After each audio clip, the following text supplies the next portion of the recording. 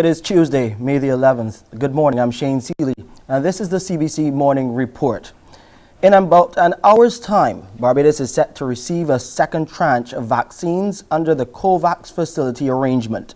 And the Prime Minister, Mia Motley, and other officials will be on hand at the Grantley Adams International Airport at 7 a.m. to receive yet another batch of the Oxford AstraZeneca COVID-19 vaccines.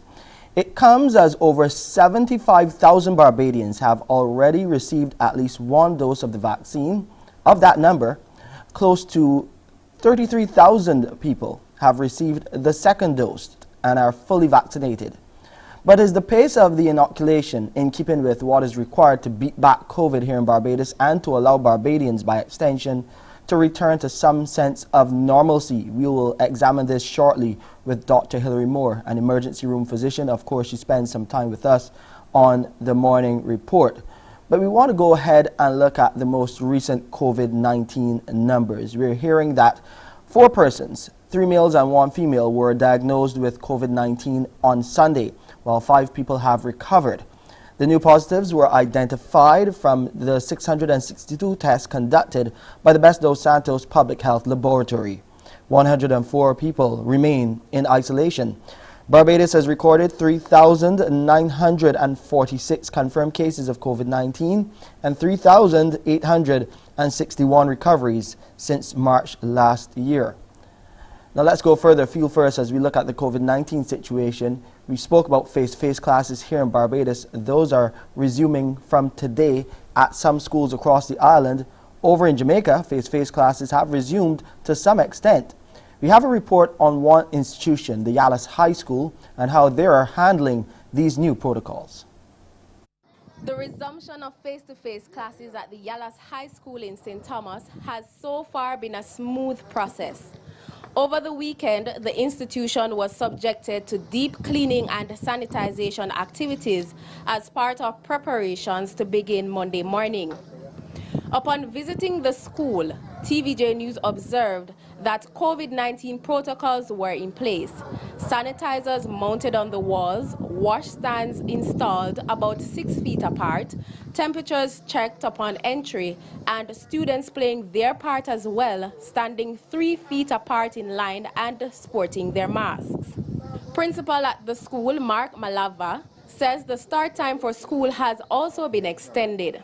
We started this morning at 8:15. What we did this week was that we changed our start time.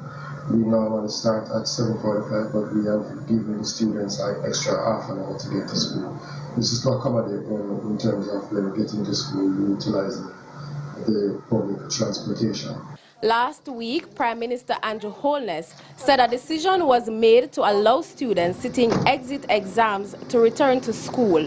For Yallas High, only grade 11 students were in attendance. This week we are going to zero in on those that are yet to complete their SPAs. We want to get that out of the way as soon as possible so that we can seriously concentrate on getting the students as prepared as is possible given the short time frame for the CSEC examinations. In an effort to minimize the students' exposure to COVID-19, Mr. Malava says the school has implemented a transportation system. We're utilizing our school bus to transport the students to and from home. So far, so good. It's really a smooth start. It's not something. It's something that we're pretty used to in terms of because it would have been something that we have implemented before. So we just hit the restart button, so to speak, and it's a smooth start so far. So that's just an example of what's working at one school over in Jamaica. Back at home, of course, we here at the CBC will be monitoring the situation as our students head back into the classroom. Well, in just under an hour's time now, we will hear about what is happening at the Grantley Adams Airport as Prime Minister Mia Motley and other officials are set to receive another set of vaccines from the COVAX facility. We'll talk about that with Dr. Hilary Moore, emergency room physician, after the break.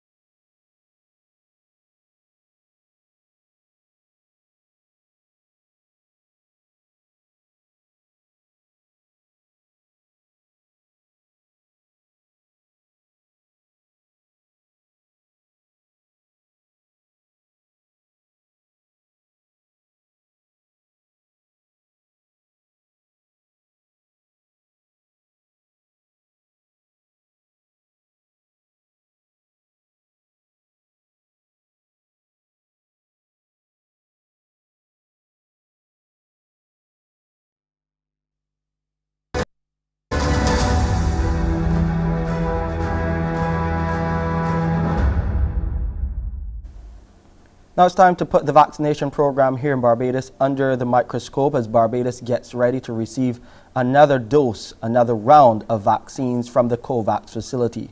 Thousands of vaccines are set to be landed here in Barbados at the Grantley Adams International Airport at 7 a.m. and the Prime Minister will be on hand to receive them. What does this mean for our plans to get back to some sense of normalcy here in Barbados? Dr. Hilary Moore is here with me, emergency room physician, spending some time on the morning report. Dr. Moore, so good to see you. You've been monitoring. To see you too. Brilliant. You've been monitoring the vaccination program from its inception. The last time we spoke, there was a stall, but since then we've seen at least 2 rounds of vaccines being delivered here to Barbados under the COVAX facility. Talk about what this means for Barbados right now as we continue to vaccinate our population. We are at about 75,000 with 33,000 people being fully vaccinated. Right. So I think first of all, remember, if we can slow the spread, then we'll actually get to slow the mutations. The faster we can get people vaccinated, the better it's going to be for the country as a whole.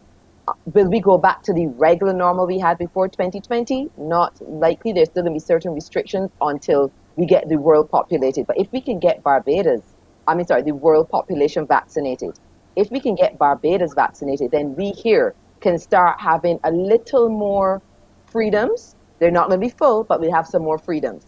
The fact that more vaccines is coming is a great thing.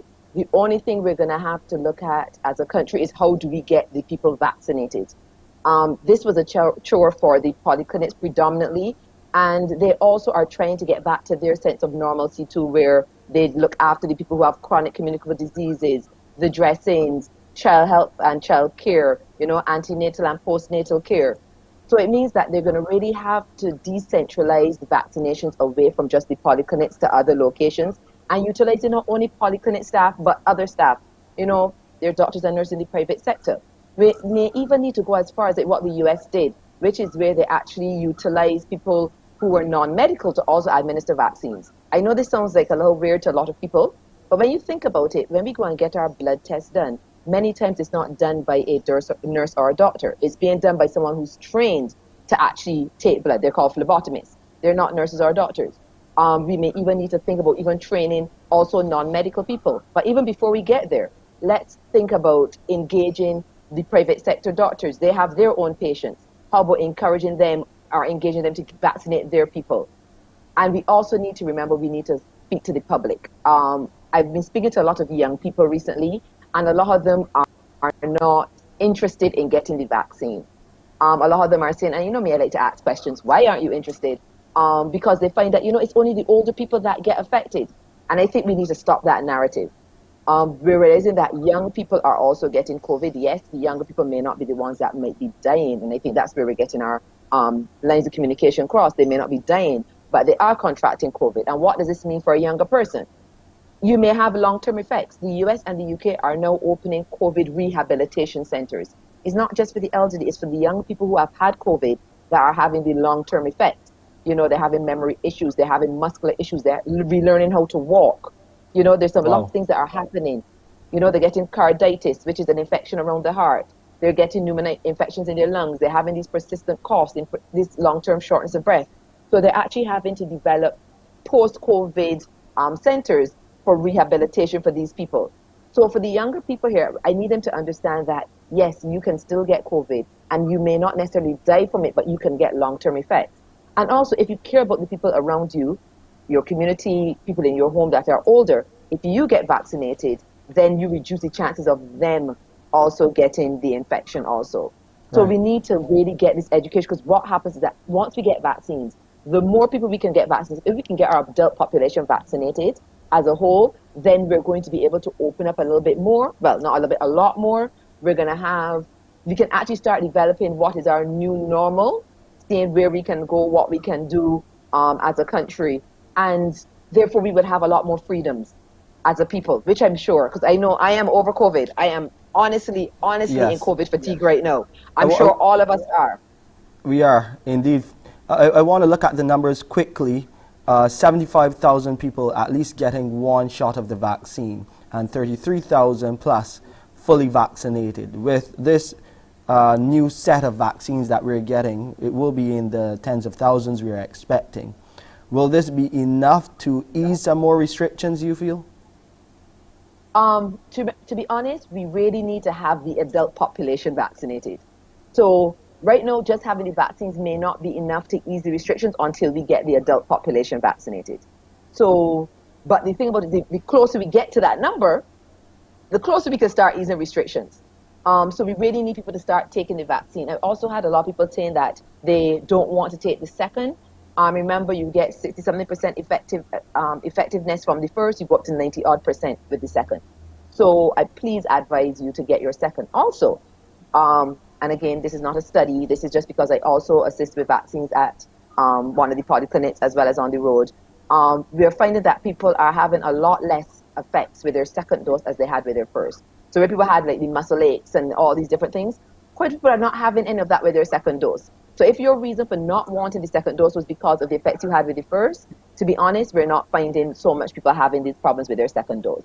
But it's not just getting tens of thousands. We need to make sure we get our adult population vaccinated, and then we can really see what we can do from there.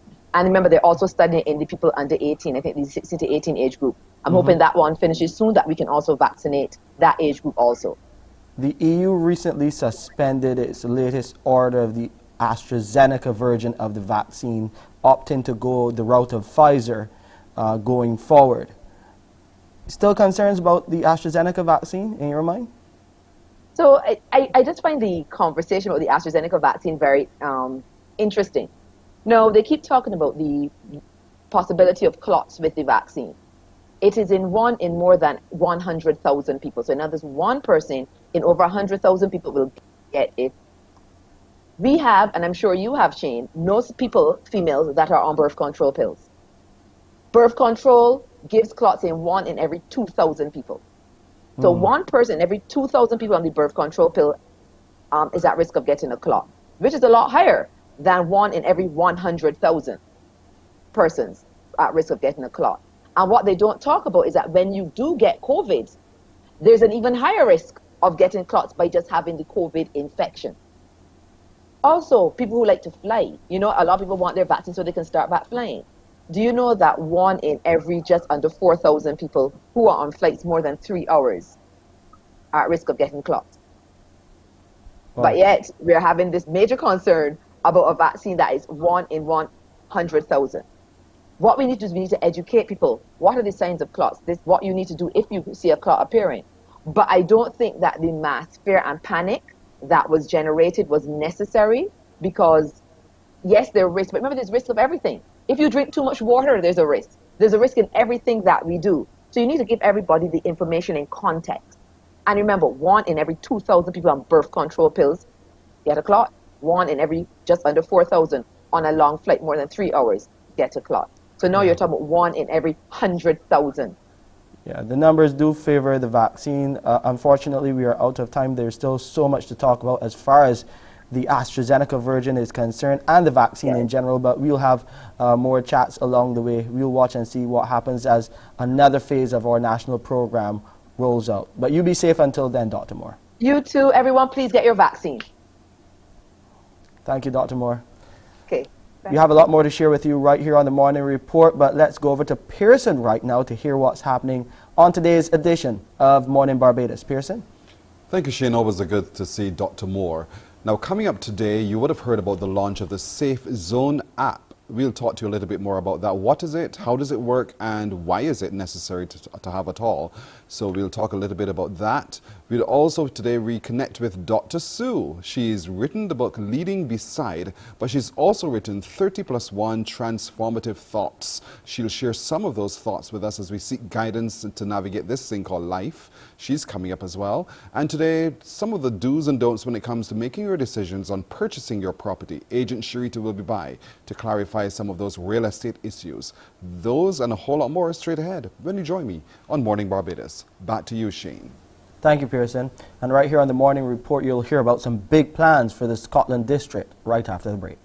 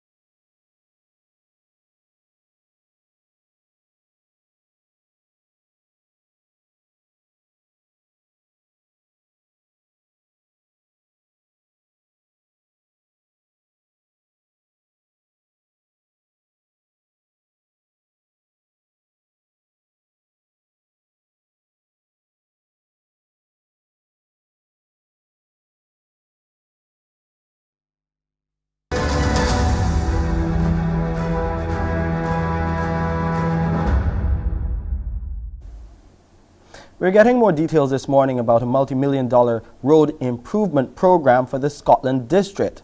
The Prime Minister, Mia Moore-Motley, says it will be the largest ever project of its kind undertaken post-independence. Here's what she had to say. With the partnership of the Chinese government and Complan in particular, we intend to undertake over $215 million in roads over the next few years, ensuring that the erosion and the slippage that has taken place in the Scotland District can be stabilized, and that we do not need to feel that we are in a competition with Disneyland if you're driving from Andromeda to Bath. The Prime Minister has also promised relief from water woes for St. Joseph residents. Among the solutions is the construction of a new reservoir at Castle Grant, which is due to be completed in the next 4 to 6 months, and addressing the transmission lines there too. However, she says shorter-term fixes are coming. We don't have to wait for that, because what we are doing, and hopefully within 2 weeks, we shall have the 3 million gallons from the Ionics plant that has been out of commission. Those 3 million gallons have been out of commission since September last year because of a fouling of the membranes, which is a very technical phrase for the fact that they can't use it. They've gotten the membranes, they've gotten the variable frequency drives, I believe, are coming in tomorrow, and there are things that they can do that will allow us, at last, to be able to pump water back down Highway 1, and then when we get of that 3 million gallons, to take 2.25 million gallons up to Trents, and when we get it to Trents, we will send some to Shop Hill and some to Apes Hill. That will mean that without prejudice to Vineyard being finished for the residents of St. Joseph, and without prejudice to St. Stephen's Lodge Hill pipeline being done for the benefit of the residents who take off of the Shop Hill Reservoir, in other words, Bagatelle and Edge Hill Heights and Shop Hill, etc., that we will have enough water hopefully flowing in about 2 weeks' time that will allow the Shop Hill Reservoir and the Apes Hill to be able to send water to those two areas, so that eastern St. Joseph can start to get water on a more regular basis without the pressure that it has had to face. Now, only 5 months into this year, and the Barbados Fire Service has already responded to 24 house fires. CBC's Aaliyah Briggs shares the story of one of this year's fires and this year's first fire victims, and his efforts to rebuild his family home and his business. It is something that I wouldn't wish on my worst enemy. Peter Hines, as he recalls how a regular night on January 26th quickly devolved into a nightmare. We had went off to bed, my children and my wife and I, and about 11:30, this where I got a shouting from my son telling me that the house was on fire.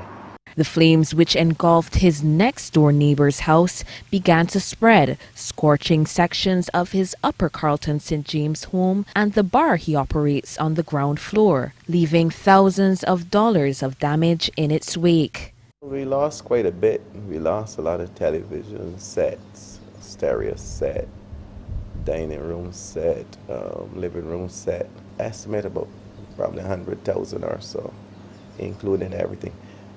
We didn't lose any clothes. At least the fire didn't get into the bedroom. But the husband and father of two immediately sprung to action.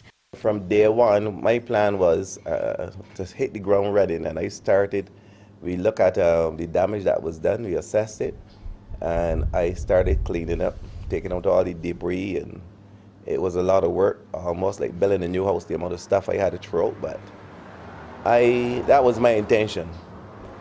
Cut the losses, make a decision, and go from there. 4 months later, the home renovation is in its final stage, and the bar is back in business. Mr. Hines is thankful for the help he received from family and friends. Sometimes you think that you don't have many friends, but in adversity, sometimes you then see how many friends you have. And I will tell you, I got very good support from all of my friends, carpenters, masons, everyone chip in and help. And Mr. Hines embraces the devastating event with a positive outlook. I smile and I tell my wife perhaps it was a good thing, because the house probably wanted remodeling too.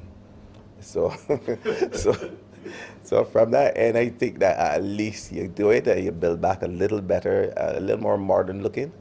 I think that was good. So it's out there came some good. His advice to Barbadians: do all your best to prevent fires. But in the event that it does happen, as I said before, you gotta cut your losses and look and see how best you can start back, how soon you can get back on your feet. Aaliyah Briggs, CBC News.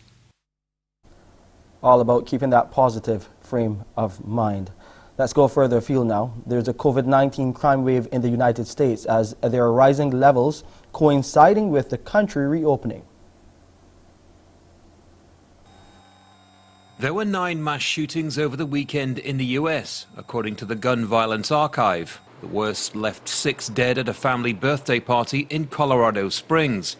In New York's Times Square, a 4-year-old child was caught in crossfire as that city deals with the proliferation of weapons. We have been taking guns off the street in New York City at an alarming rate over the last 2 years. And it's time now that we have consequences for those. 2020 was a year dominated by the deadly COVID-19 pandemic, but despite lockdowns and less outdoor activity, major cities saw spikes in murder rates. Places like Los Angeles, Chicago and New York all recorded surges of at least 30%. Experts say COVID anxiety, loss of jobs and fewer police on the streets are all factors. You now have a pent-up populace that is combining with guns, mental health, and everything that all of us went through last year, and you're opening back up. The demand for firearms last year led to 3 million more guns being sold than normal. According to the Brookings Institute, many of those sales were driven by concerns over personal safety and the civil unrest following the death of George Floyd at the hands of police. I fear that we're going to see these things happen continually, but what I don't want is I don't want people to be desensitized to this normalcy. We shouldn't accept this as part of our normal. No other country in the world does. As this nation begins its slow recovery from the pandemic, the scars from a period that's hit the disadvantaged hardest may continue. During the pandemic, overall crime fell, but it's a dramatic rise in shootings and murder that has many concerned. It's hoped the vaccine rollout, schools reopening and increased employment will help. Statistics at this stage aren't necessarily an indicator of future trends, but it's clear the defeat of COVID-19 may be the best solution for now. In sports, hundreds of athletes participated in a test event at the Olympic Stadium as organizers there fine-tuned operations and COVID-19 countermeasures with under 3 months to go before the Tokyo Games. Although more than 400 competitors were involved, only 9 were from abroad. No spectators were present in the stadium where the opening and closing ceremonies will be held, while Tokyo remains under a state of emergency due to the rise in coronavirus infections. A weekend ago, I was in Poland for the World Relays. We had 31 countries, we had 700 competitors, and not one of those competitors left having tested positive, and the protocols and the systems that were in place were clear. Well, hundreds of anti-Olympic protesters gathered outside the stadium during the event. An online petition asking for the Games to be cancelled have attracted more than 300,000 signatures in just 3 days. In the build-up to these Games, Olympic organizers are releasing a series of playbooks, essentially a list of rules designed to ensure a safe and secure event. All participants must pass 2 COVID-19 tests before leaving their home country. Athletes will also be tested daily while in Tokyo. Competitors must avoid public transport and will stay at the athletes' village, which is in a so-called biosecure bubble. But they'll be sharing rooms with teammates and have been told to bring their own face masks, as organizers won't be providing them. The playbook also informs athletes they're attending the Games at their own risk. Well, Rob Keeler is the Director General of Global Athlete, a group aiming to give Olympians more of a say in how the Games are being organized. I think athletes do want the games to occur, but they want the games to occur to ensure that the most robust safety measures are put in place to ensure they're protected and to ensure everyone around them is protected. And the IOC is right that, you know, the athletes have trained all this time, some 10, 12 years to prepare for these games. It could be their only shot, and they do want to attend, but not at all cost. When you have a crisis management plan in place, you normally have the most robust plan possible. And as the risk starts to minimize, you draw back that plan. The IOC has seemed to do the opposite. So they've come out in waves of a playbook, which they've had a year to develop, and they have rolled. That's it for sports. Now time to look at the weather.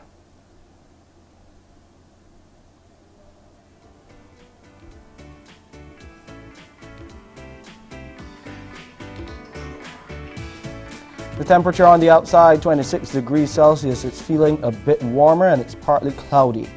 The relative humidity stands at 67%. The barometric pressure right now is 1015 millibars, and those winds are blowing out of the east at 27 kilometers per hour. This morning, the low tide will be around 19 minutes to 10.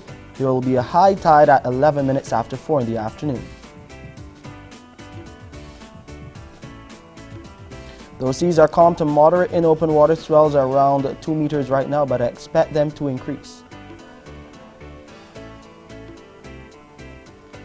After a few brief early morning showers, it will become mostly sunny after mid-morning here in Barbados. And tonight we'll get a mix of clear skies and clouds with a few brief isolated light showers. Internationally, pretty picture, not bad at all. In Montreal, Boston, New York, and Toronto, all in the double digits. Montreal barely getting into single digits on the low side of things, and Frankfurt too, where they'll be getting down to 8 degrees Celsius. And that's it for this edition of the Morning Report. I'm Shane Seeley. Morning Barbados starts now. Wake up, wake up, wake up, wake up. Barbados, get up. Good morning. Good morning, Barbados. Good morning. Good morning to you. Good morning. Morning, morning, morning. Good morning to you. Good morning. Morning, Barbados. Good morning. Good morning to you. Good morning. Morning, Barbados. Good morning. Wake up, wake up, wake up. Morning to you. Good morning, everyone. Welcome to Tuesday the 11th of May, 2021. I'm Pearson Boeing. Thank you so much for joining us for Morning Barbados today. To those of you on our Facebook stream at our Facebook account, CBC Barbados, great having you company. Welcome. And to those of you also viewing on our YouTube channel, Caribbean Broadcasting Corporation, thank you for joining us. Great seeing you there as well. Now, today we'll get to begin a series looking at children, because it's Child Month naturally. And so Pediatric Care will take great concern today, and we'll be joined by our consultant pediatrician, because we want to look at from the very beginning, starting right with the beginning with the babies. And so we'll want to find out some of those milestones and some of those markers that you should look out for in terms of marking your child's development. All that and a whole lot more straight ahead. But let's get started with yesterday's launch of this new app, this Safe Zone app. What is it about? We're joined this morning by Sean Clark, who is the Chief Executive Officer of Supreme Counseling for Personal Development. Mr. Clark, good morning to you. Good morning to you, Pearson. Good morning, Barbados. Straight off, everyone wants to know, what is this app about? The Safe Zone reporting app is a student tip line. It allows anyone in Barbados to make reports confidentially. It's anonymous. Let me say from the outset, as was reported in one of the media yesterday, it is not about bad behavior. It is not about reporting just children who are misbehaving. Yes, that's an aspect of the app, because we want to cut off delinquent behavior amongst our students. But the app is also used to report child abuse, whether this abuse be physical or verbal. The app is used to report incidences of bullying and regular intimidation.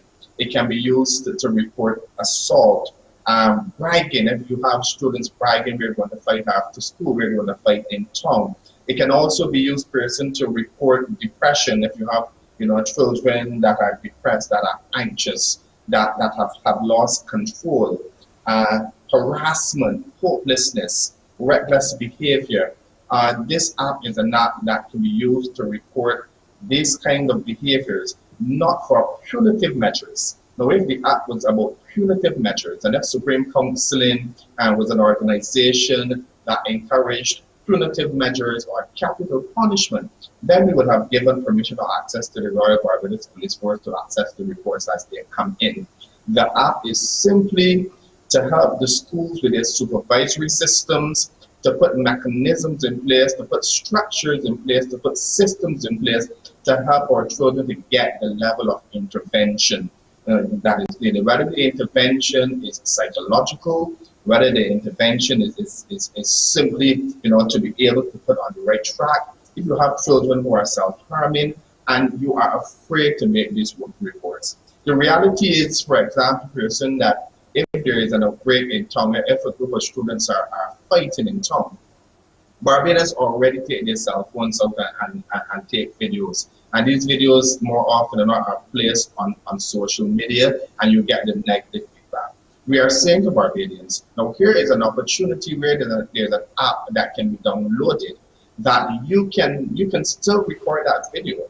But instead of putting that video on social media, upload that video and send it to the respective school, that the school can get first-hand information to be able to address in a timely manner all types of behavior. So yes, it deals with negative behaviors, but it also provides a platform that things like child abuse, assault, bullying, and so on can be addressed and can offer these children the type of intervention that is needed. Some are of the view that it is intrusive. Some are of the view that it simply just can become abused because someone snaps something, person in what is considered to be a compromising position, and suddenly he is left open to the wild. What do you say to that kind of thought? Well, firstly, you're not open to the world because a report that is sent to school A will not be seen by school B or school C. That report will only be received by school A, and yes, the report will be received by myself as the head of Supreme Counseling for Personal Development. And I've asked to receive these reports not to be intrusive, not to be malicious, but to make sure that I can follow up with the schools to say, listen, we received a report yesterday afternoon at 1 p.m. Has it been actioned? Are you looking into it? Is it being investigated? So persons need not worry about their information being put out there. The whole idea behind the app is to offer our children that level of protection that is needed. I hear cases daily at the Supreme Office about children who've been constantly bullied, but who are too afraid to speak out because of the fear of retaliation, because of the fear of intimidation. We are providing this platform to offer our children that level of comfort, to allow the public that level of comfort, to allow Barbadians that level of comfort to be able to make their reports and to be comfortable and satisfied enough that the reports will be received by the respective school, that the report will be actioned, and that there will be no follow-up. I give Barbadians the assurance that if a report is sent to school A and that report leaks out to Barbados in any form or fashion, that as the head of Supreme Counseling for Personal Development, and I'm quite sure that the ministry will join me in taking this stance, it will be investigated and it will be actioned. How comfortable should we all be that the action truly will be taken once an incident is reported? We have trained all what we call the app monitors. We've taken them through intensive training. This is not the first time that we have the app. It's now at this level. But when I introduced the obvious bullying prevention program to Barbados in 2011, we would have had a test run with a similar app. Now, so I can guarantee you that it will be action. Now, not all the reports can be true. And this is one of the things that I've already pointed out to the monitors. Not all will be true. We have to be able to do the intensive research, firstly, to try to establish, is this a legitimate report? That's the first thing. And as long as we find out that it is a legitimate report, then I can guarantee Barbados that there will be action. Not all schools will move at the same pace. Not all schools will be proactive in jumping on it and actioning the reports. But the guarantee is there that the reports will be action and that the children will get that level of satisfaction that is needed. Whether it is us going to the child who has suicidal ideations and offering that counseling intervention, whether it be bringing in young people who are displaying negative behaviors, whether, for example, you take a photo of students from a particular school in the bus terminal congregating not wearing their masks, whether it be that these particular students are not physically distancing. All of these things are things that can be submitted and they will be actioned.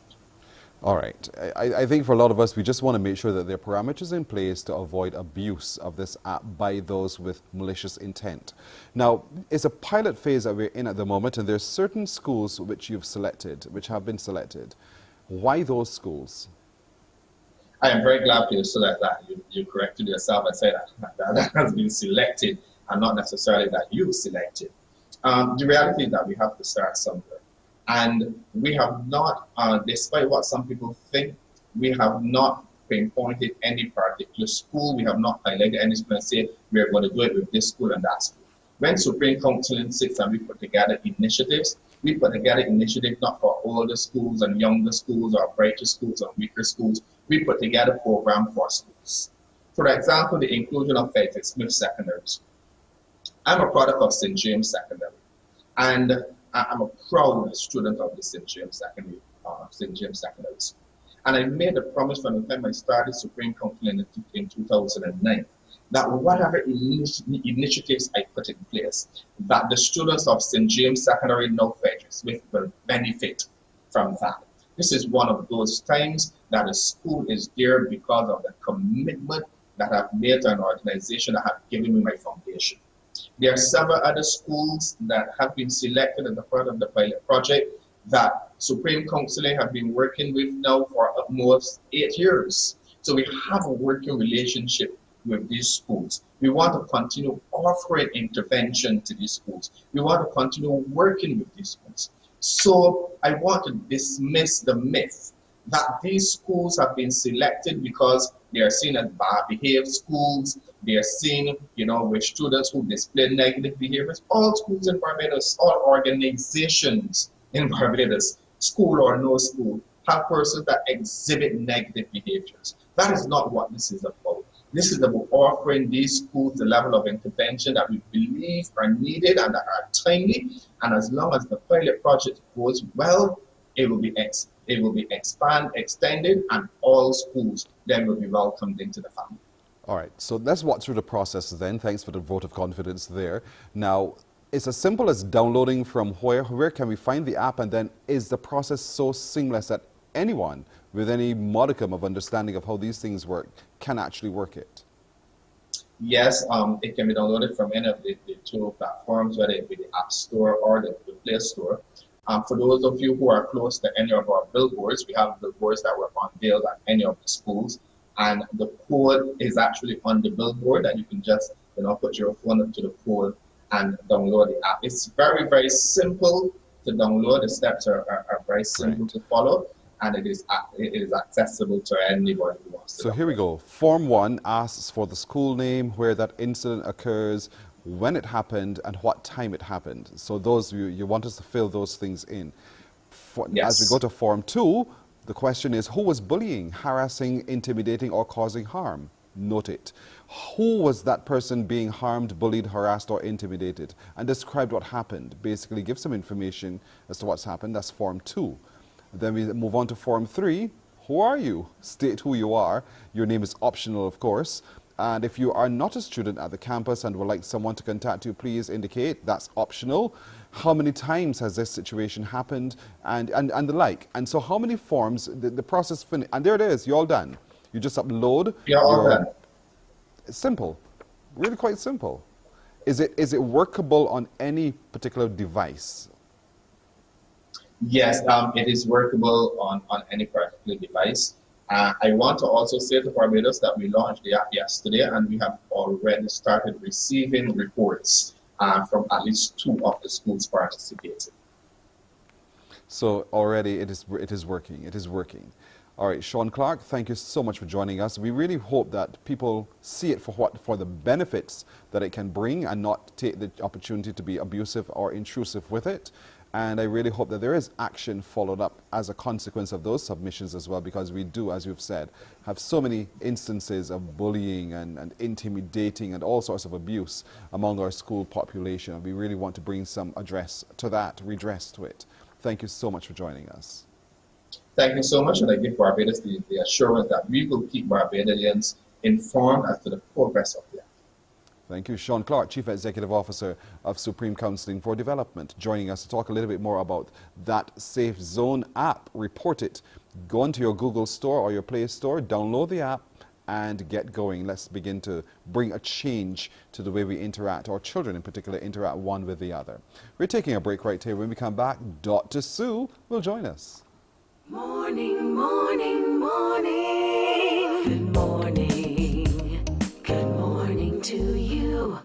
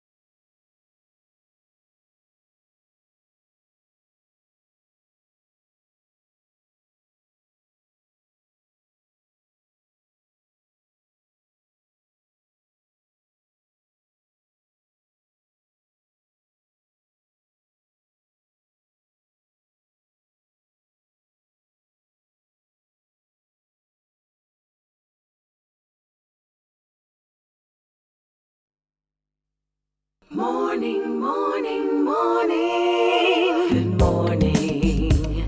Good morning to you.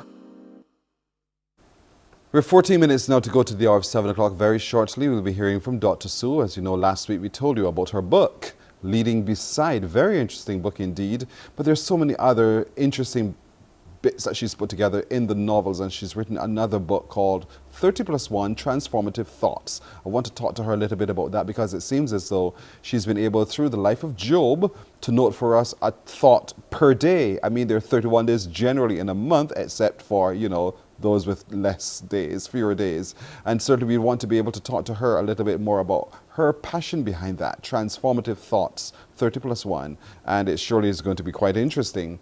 We're also looking forward this morning to be talking to our pediatrician about taking care of our children. Those milestones that children mark are so critical, and it's critical that we intervene as soon as possible so that we're able to address any concern. So from baby right through, we'll talk to our pediatrician a little bit about that. But Dr. Sue is back. Dr. Sue, good morning again to you. Good to have you.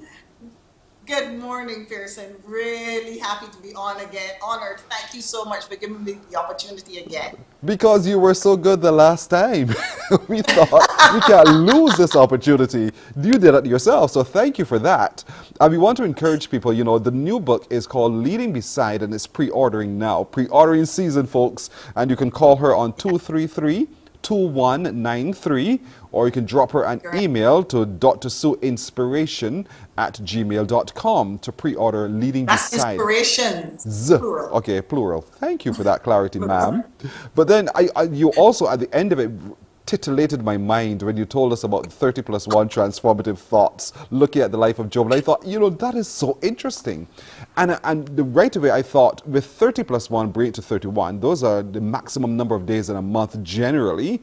And I thought, there's a thought for every day. How great that is. So tell me about that book, 30 plus 1 transformative thoughts. 30 plus 1 transformational thoughts. So again, good morning, Barbados, and good morning to all of you.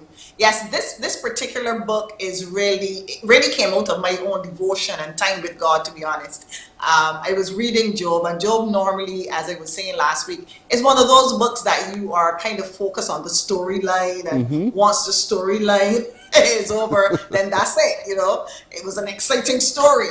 But as I was reading, there were certain things that really kind of jumped out at me, things that he said, things that other people, whether it was the friends that he was around, that they said that kind of raised thoughts in my own mind and challenged me. And so I started to jot them down as ideas, what I at the time called on-the-job learnings. As I continued, I heard, you know, the Holy Spirit say to me, stop scribbling and write. And out of COVID came the book. So the book has a thought for every single day of the month. So you can actually use it as a very good study guide. It's a nice little devotional for those of you, if you're not heavy Bible readers. It just captures a little nugget of the scripture and then gives you a focus. So for example, there's one that talks about commitment to truth and making sure that you're always a person of integrity and walking in truth. And in that particular chapter, I talk about, you know, white lies, gray lies, red lies, black lies, sharing a story of my son and an incident that we had with him. And then it challenges you at the end of each thought with some actions that you can do to help you improve. So things like being committed to the truth no matter what, making sure that you flush out in your own mind some of the reasons why you may choose not to be honest, so that you can get those out of your system, then get people to partner with you in it. And so each thought has these actions attached to it. And then after 5 thoughts, you have what I call an action achievement checkpoint, where you can actually write down some of the things that you think you have done so far and kind of keep track of your own progress. So it has wonderful thoughts like, my error is my concern. You know, taking responsibility for the things that things like start small, end big. Sometimes we have big goals and we don't know how to get to that location. Well, that particular thought helps us to focus on what are some of the first steps that I can take in order to make it happen. And then perhaps one of my favorite thoughts is counting steps, not sins. So often we have people in our lives and we are so focused on the wrongs that they have done that we don't take time to notice when they have done good things, when they have made little steps in terms of their own improvement. And even for ourselves, sometimes we're so hard on ourselves. We don't give ourselves a chance, but we have been making progress. And so the book helps us to focus on those things and to develop in that area. So a wonderful little book that we can use to work with our young people, old people. It's for anybody really who wants to take a journey on moving from one place, transitioning from where you are to the next place. One thought at a time. I love the checklist, because again, if the Bible teaches us right, it tells us in the 7th day he rested. I'm losing you a little bit, son. I can't hear you. You're losing me? All right. You know, the Bible tells us, you know, on the 7th day he rested. So there was a moment of thought and a moment of spending time. And so for me, the book. Pearson? Are you getting I'm me? not hearing you at all. All right, I'll tell you what, let's take her off. Just I'll let you, Sam, you deal with that, and we'll come right back to Dr. Sue. So I just want to remind you, ladies and gentlemen, the book is called 30 plus 1 Transformational Thoughts by Dr. Suzette Husbands. You just saw her there. We're going to sort that out because there's so much more we can learn from this. And it really focuses on the life of Job, that biblical character. And it's more than just a character.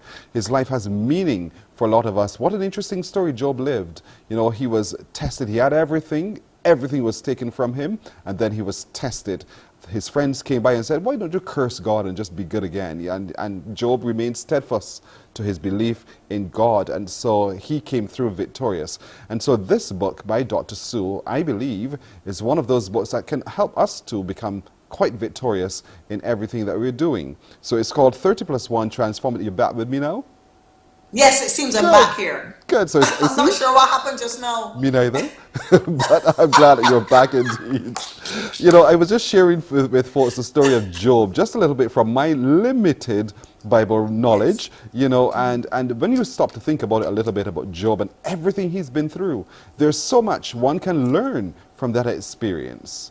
Yes, and it's interesting because often that's where we focus. We just focus on all the things that Job has been through, but there are so many things he has said that makes sense in real life. So it's not only his story of his journey of loss and the anguish, because Job went through serious depression. Yes. And a lot of us nowadays are going through that because of the COVID, because of the challenges that we're faced with. And so we hear Job's journey, we hear his pain, we feel the times when he is afraid. One of the things he was afraid of was the fact that he could possibly lose everything. And he said, the thing that I feared most has come upon me. So he experienced the real fears that we experience. He experienced the trauma. He felt like he would die. He wanted to give up on life. But throughout that, Job said things that were really important. One of my other favorite ones, I have a lot to guess, is, yet I won't lash out. Yes. You know, so often we are in situations and we are angry to the max. We will blow our tops. We see smoke, all kind of things coming out of our nostrils because of the challenges that we are faced. But Job said, you know, in spite of everything, I am not going to lash out. I am going to maintain my behavior, control this anger and this emotion. Oh my goodness. So, you know, the book, the discipline, correct? Yeah. The discipline of doing what you have to do. And so that is really, really awesome in terms of this book. Powerful little book. Somebody told me it's small enough to just drop in your bag for the ladies. For the gentlemen, you can put it in your back pocket. Yes. A great tool for learning and for growing. You know, moving yourself from one place to the next. Excellent little book. Again, growth requires discipline as well. So again, it's a great opportunity for you to begin the journey. And as I was saying before you had your little moment with your earphones, you know, that on the 7th day he rested. So your checklist allows us to pause for just a moment and look at what we've been able to achieve. Because sometimes for the big picture, we lose the little steps that we've taken. And I think the process as laid out in the book, 30+1 Transformational Thoughts, is so important as we engage with the book and don't take it for granted that we need to pause and reflect. And this book is available. So important. It's available. It is available. It's right here in Barbados. So it's available. It's available on Amazon as well. So you can. So if those of you who like to do the e-reading, it's available on Amazon, but it's also available right here in Barbados. You can contact me. My information is there, as Pearson has mentioned, 233-2193, and you can feel free to reach out to me to have the book. We're working towards getting it in a couple of bookstores, but I've not confirmed that as yet, so I don't want to put that out there without knowing for sure where. But for certain, you can reach me and you can get a hold of the book. Personally, I don't know how much more time I have because I know we dropped out a little bit. Can I just squeeze in one more comment quickly? Sure, you may. Yes, you may. I also have a book for children. So it's my little handbook, and since this is Child Month, I wanted to also put this out here. It's a one for the child and one for the adult. So it really focuses on some 5 values using your fingers to remind children of important things like I will love others, I will stick with it, I will love God, I will not lie, I will not cheat, things like that. So the child has his own little book, and then the parent has a little story that they can read them. This is also available. So you know what that means. I'm going to book you for next week. No problem. Happy to come back. Good. So we'll look at that one next time around. Thank you so much, Dr. Sue. Thank you so much. You're welcome. Thank you very much. Remember, you can call her on 233-2193 or drop an email to Dr. Sue Inspirations drsue@gmail.com. drsueinspirations@gmail.com to pre-order Leading Beside, or to just have access to any of our other publications as well. It's going to be great, fascinating, life-changing development. All right, let's take a look at our good decision of the day, because this too is a good decision of the day, brought to you by Glucerna, with nutrients to support your immune system. And we say today, identify the risks you take.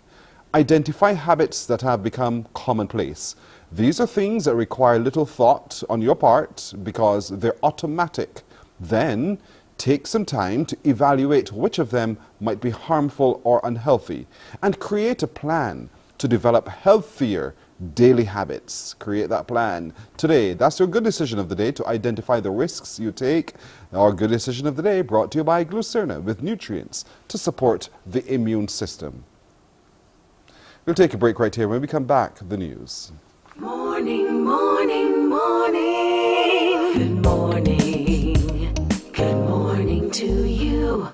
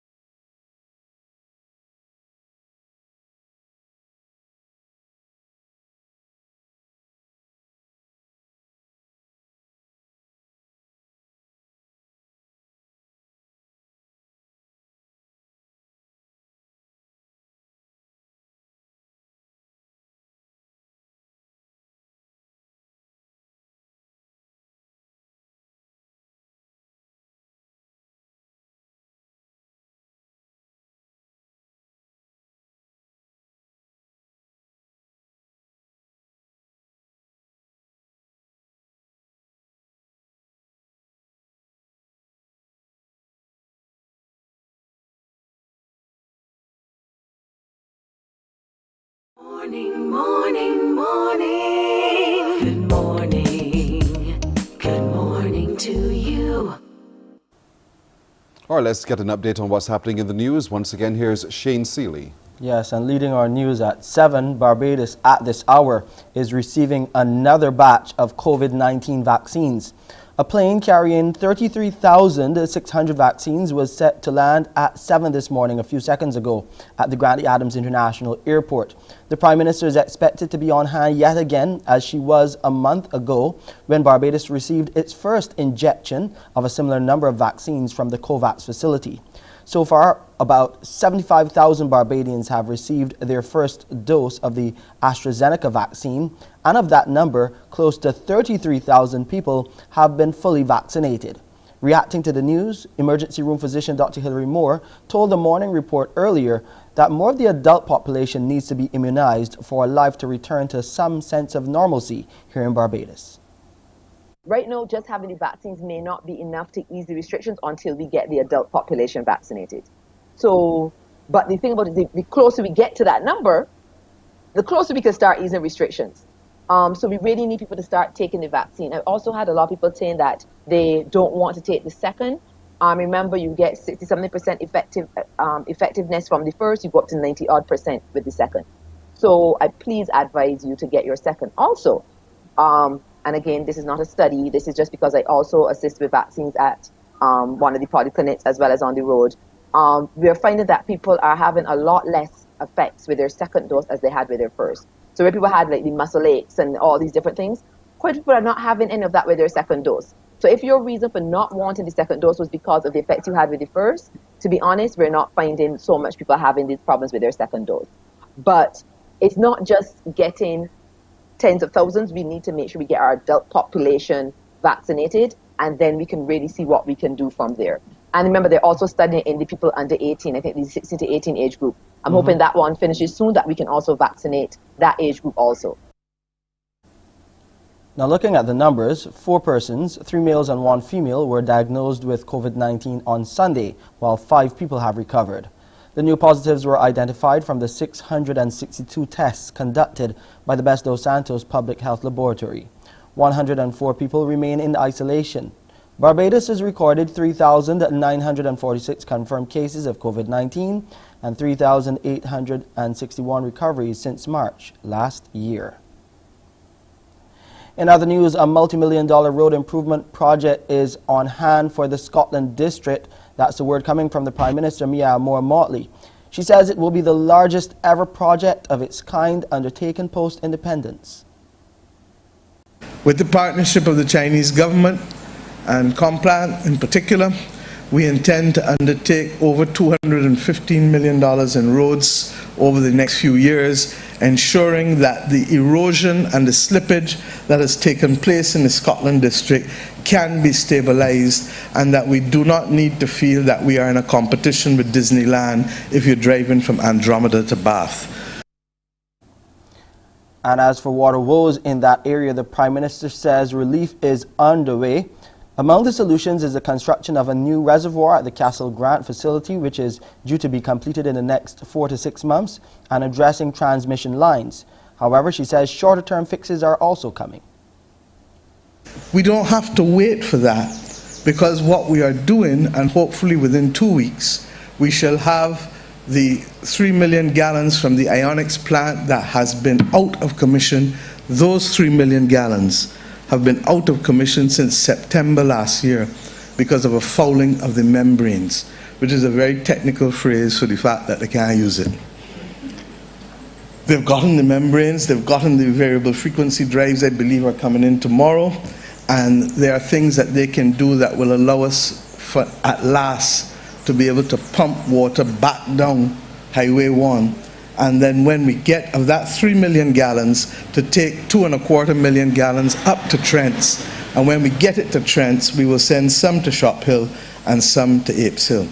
That will mean that without prejudice to Vineyard being finished for the residents of St. Joseph, and without prejudice to St. Stephen's Lodge Hill pipeline being done for the benefit of the residents who take off of the Shop Hill Reservoir, in other words, Bagatelle, and Edge Hill Heights and Shop Hill, etc., that we will have enough water hopefully flowing in about 2 weeks' time that will allow the Shop Hill Reservoir and the Apes Hill to be able to send water to those 2 areas, so that eastern St. Joseph can start to get water on a more regular basis without the pressure that it has had to face. And that's your 7 a.m. headline news. I'm Shane Seeley. Back over to you, Pearson. Thank you, Shane. It's now 6 minutes after 7 o'clock. Still to come, we'll be connecting with our consultant pediatrician. We want to start with the babies this morning. That and a whole lot more straight ahead. But next is our Crumbs question of the day after the break. Morning, morning, morning. Good morning. Good morning to you.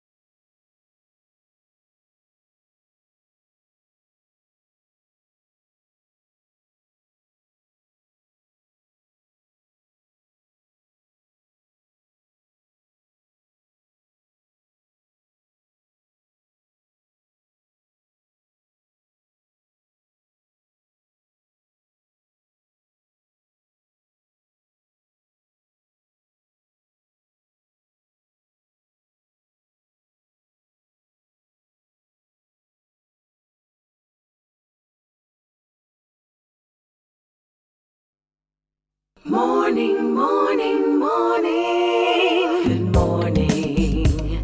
Good morning to you.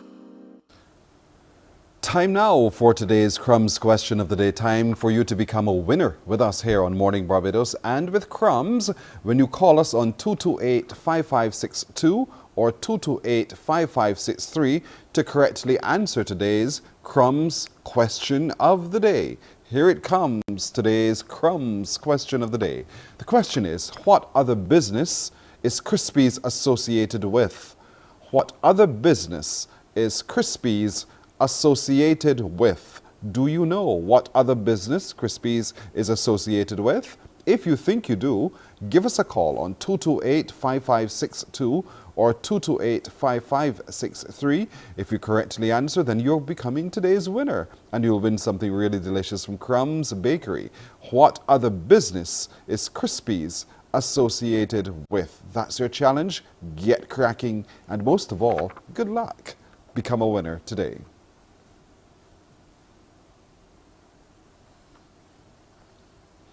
Let's continue now with a look at baby, oh baby boy. Now, pediatric care. This is Child Month, and I'm happy again to be joined this morning by Dr. Gillian Birchwood, who is consultant pediatrician and neonatologist. I love that last word, with the Queen Elizabeth Hospital. Good morning to you, Dr. Birchwood. How are you doing?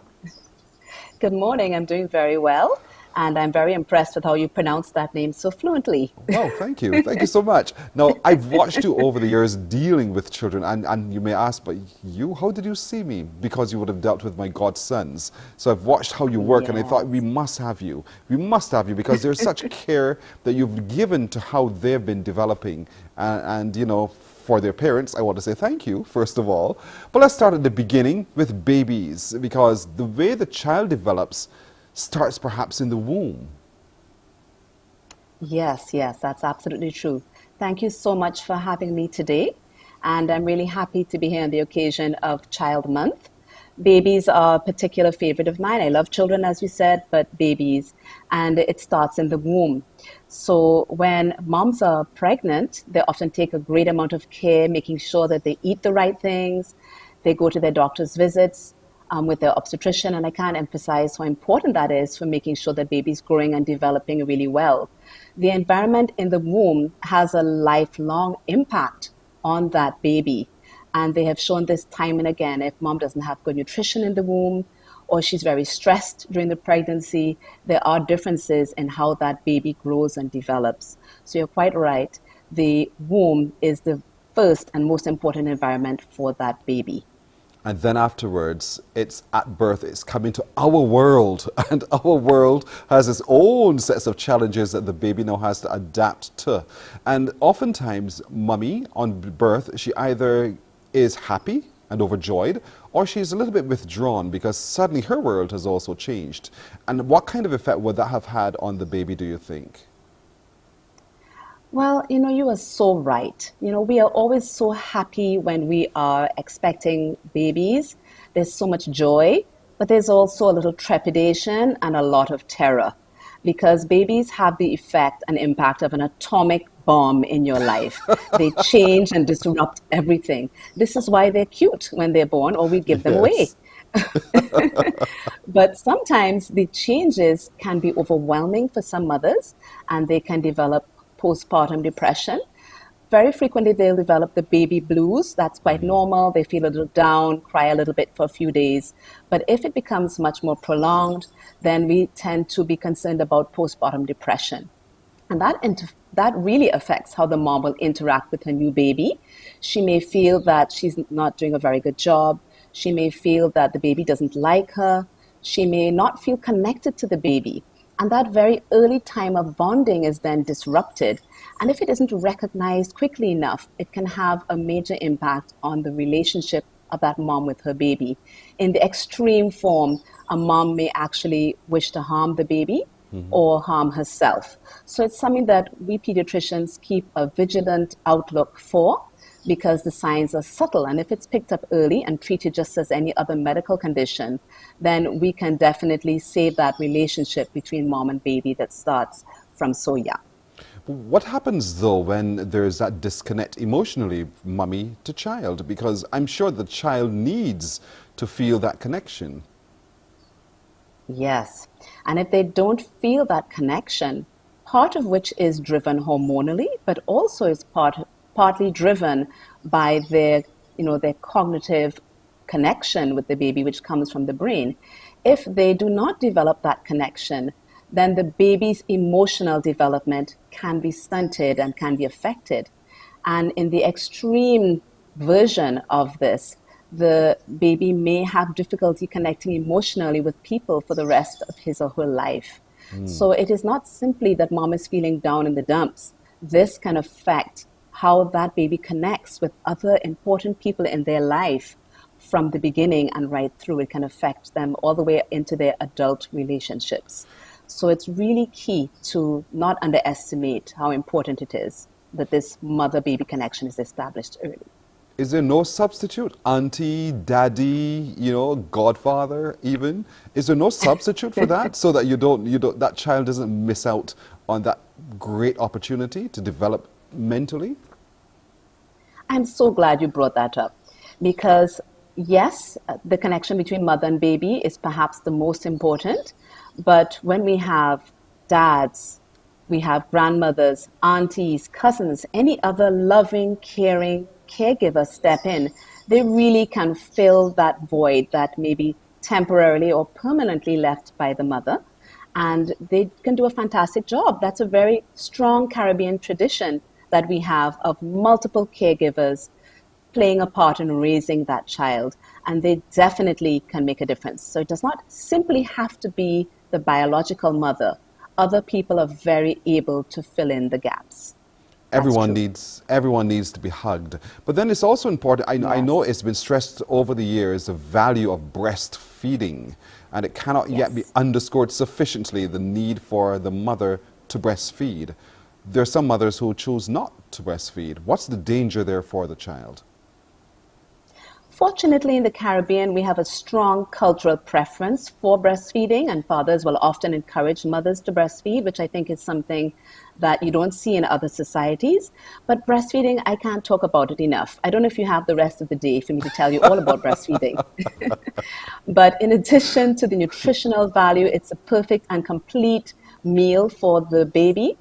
It also sets the baby up for a lifetime of good health. Breastfed babies are far less likely to develop obesity as they get older. They're less likely to develop diabetes and hypertension. They also have been shown to have a higher IQ, and you just can't buy that in a tin of formula. Their immunity is different. They're less likely to get sick. And I always tell parents, if you want to put pediatricians out of business, breastfeed your baby. Thank God that you still are in the profession. But, there's some babies who don't necessarily take to the breast easily. And, mommy will be panicking because the natural inclination is to breastfeed. And yet still, here's this baby who's thinking, I don't want to do this. So how do you begin to train the child, if it's possible at all, to adapt the new process of breastfeeding? Yes. Breastfeeding is natural, but it doesn't always come naturally. And so in the beginning, babies and moms, especially the first-time moms, would certainly never have done that before. So support is provided both before the baby is born. Mothers are educated about breastfeeding and how to do it. But then when the rubber hits the road, there will be people to guide them in the very crucial first couple of weeks where you can kind of make or break breastfeeding. So midwives, physicians, pediatricians, and lactation specialists play a really important role here, as well as our obstetric colleagues, in encouraging moms to breastfeed and in helping babies with the all-important latching on. So it really is a matter of perseverance. If at first you don't succeed, try again. And most babies really do get the hang of it within the first couple of days. It's more challenging when you have premature babies who may not be able to feed by mouth because they're simply so little. Yes. And so at that time, moms are able to pump breast milk. And sometimes for bigger babies who are unable to feed for another reason, then it's a great way of filling in that gap, even if the baby cannot suck for some reason, while the training process continues. One of the things I think too needs to be highlighted is We love babies. We love to smell them, kiss them, hold them Yes. early at birth. But there are some dangers that we can present to a very young child. What are some of those dangers when we just want to show our love by holding and hugging and kissing? Well, newborn babies are, they are very susceptible to infections. Their immune system is not fully developed. And so we have to be really careful.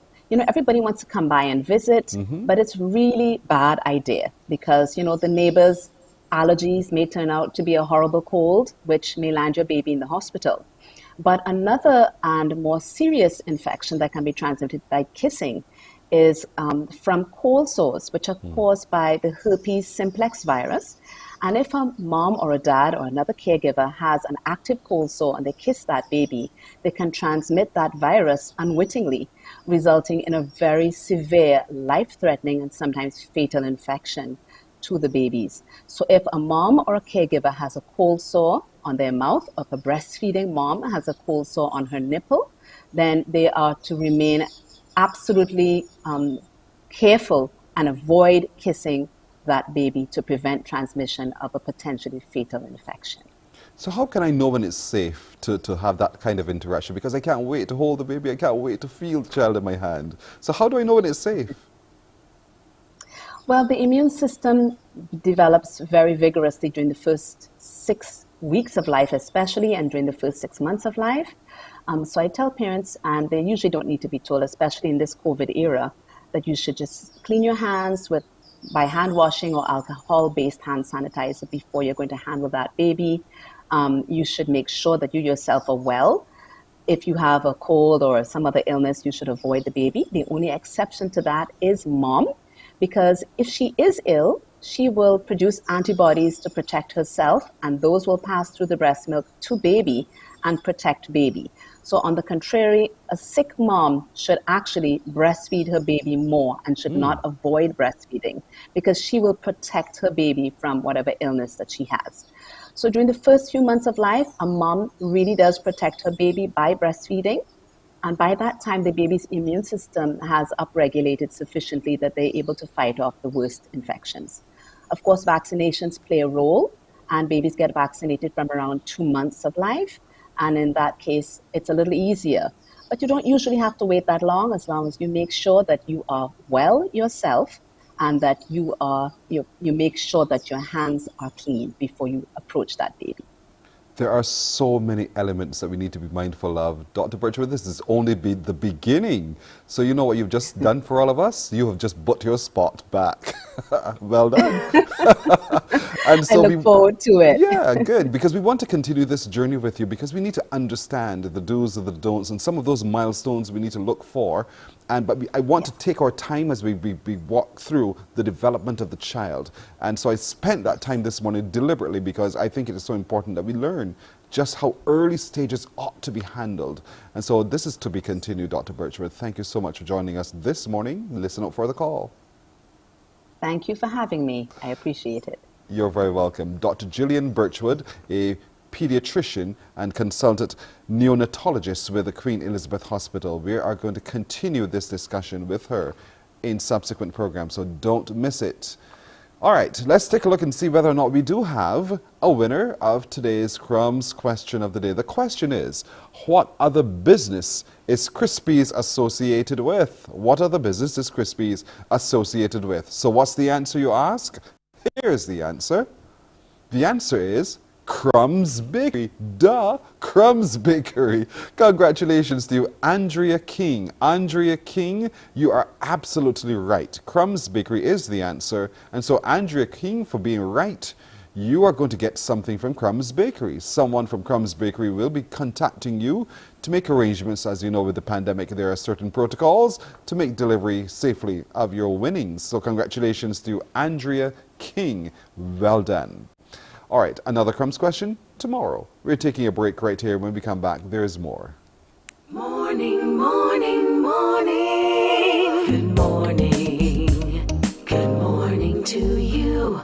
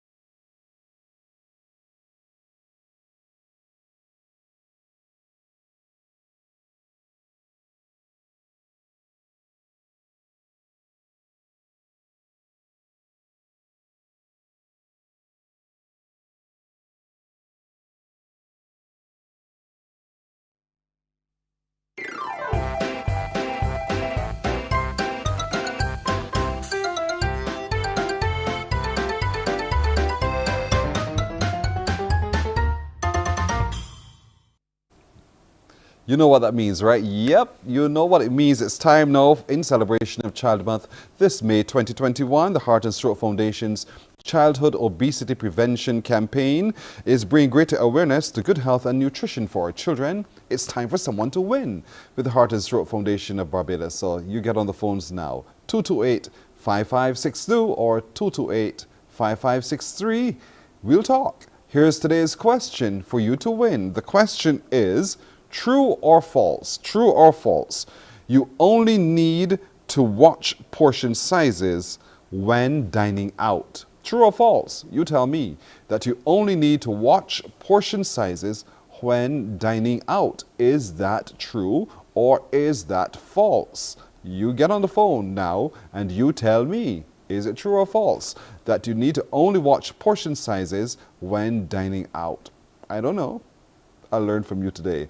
228-5562, 228-5563. Now this one is so simple because it's either true or false. So the only two calls we can take here at the maximum. Good morning to you. Hello. Hello, good morning. Hi, how are you? I am fine, thank you.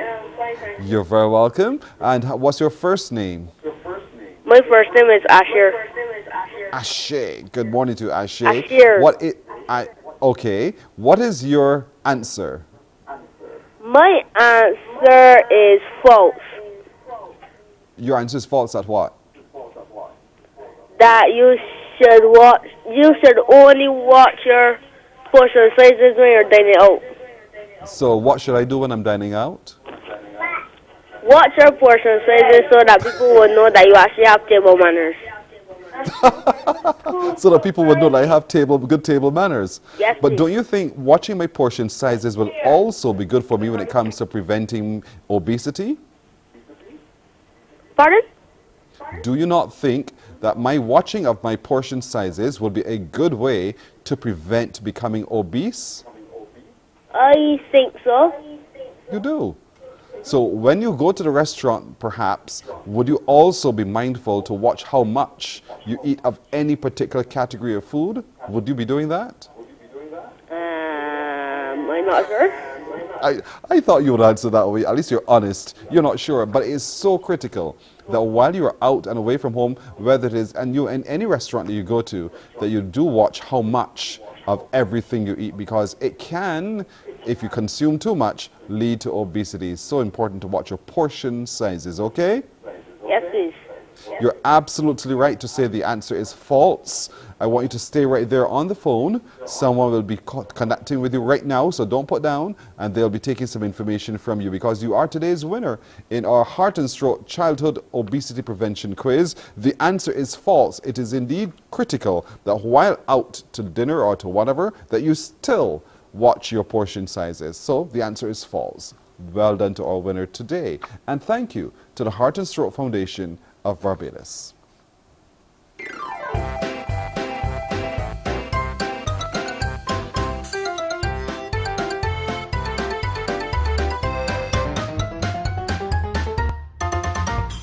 Morning, morning, morning. Good morning. Good morning to you.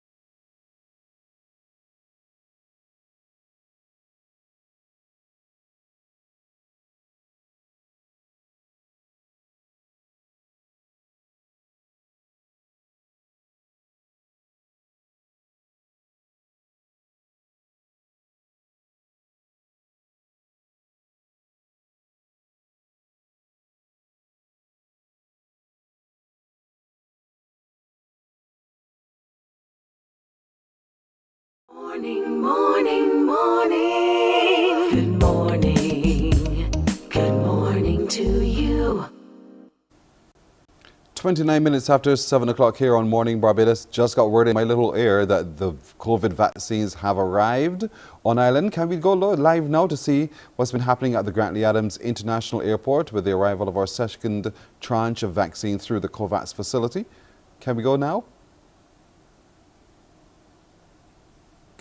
Is the answer I got. All right, we'll try to connect with that right now. As you do know, today marks the arrival of the second tranche of COVID vaccines through the COVAX facility, and Barbados has signed on. Barbados has paid up to that facility, and so today, hopefully, we will be able to see in just a moment. There it is, the arrival at the Grantley Adams International Airport as we go live as the hold is being lifted right now, and we can get a good view inside that hold and see that precious cargo, the opportunity for a lot of people to be able to breathe a little bit easier, to socialize a little bit easier as well through the arrival of the COVID vaccines, getting a little bit closer so we can see as Barbados today makes and receives its second tranche.